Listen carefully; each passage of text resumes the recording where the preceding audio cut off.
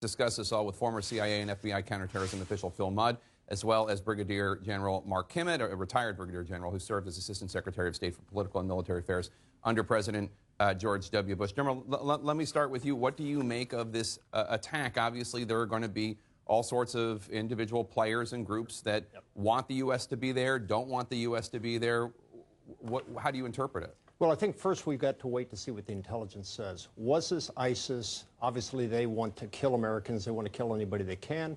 Was this an organization that wanted to get the Americans out? Was this an organization that wanted to keep the Americans in? We don't know, but we've really got to explain to the American people why we lost 2 American soldiers and 2 other Americans today. And Phil, take a listen to President Trump. He often criticized President Obama for telegraphing military movements and maneuvers to our enemies ahead of time. Take a listen. Well, one of the things I think you've noticed about me is militarily, I don't like to say where I'm going and what I'm doing.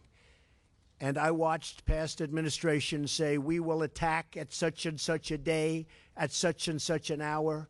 I'm not saying I'm doing anything one way or the other. But obviously he did by saying that he was going to bring U.S. troops home immediately.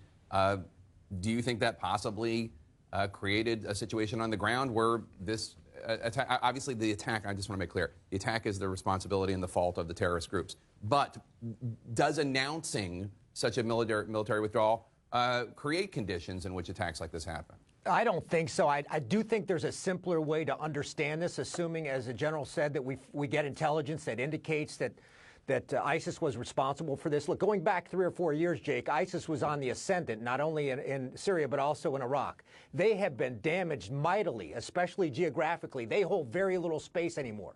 One thing you want to do if you're a terrorist group is to maintain relevance. And one way to do that, if you can't attack in a city that is conventionally is suicide bombers. I think in some ways this is an indication of ISIS weakness. They want to maintain relevance. One way to do that is to kill American soldiers with the cheapest thing for a terrorist group. That's a suicide bomber.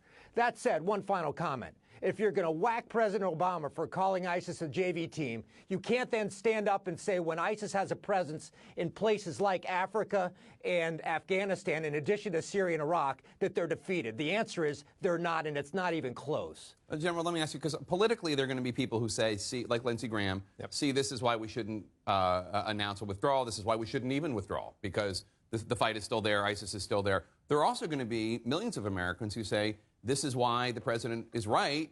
We shouldn't be there. Bring our boys home. Why are they even there to begin with? No, I think that's right. And this was somewhat of a theoretical argument over the last couple of weeks as people were debating, should we come, should we go? Should we stay or should we go? But the fact is we just lost 4 Americans, and I think it's time to have a healthy debate. In my view, there are as many reasons to stay as there are to go. My major concern was that by staying, we may be signing ourselves up for a 10-year mission. And Phil, the White House says there are no plans to reverse the plan for withdrawal. What do you think the lesson of this attack is, and what do you think the U.S. should do?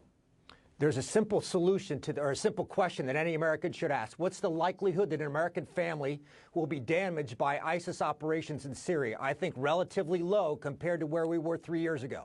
So I think we ought to get out. But there is one question, and this is where I'd had questions about the president's approach. Before you get out, you can't do it by tweet. You got to have conversations with people like the Iraqis and the Turks to say, how do we protect the people who were allied with us when we were in there? And that's going to take months, not days. Yeah, and there's still a lot of Iraqis and Afghans who we promised we would protect who are not allowed to come into this country, and some of them have even been killed back in Iraq and Afghanistan for cooperating. Phil Mudd and General Kimmitt, thank you so much for being here. We appreciate it.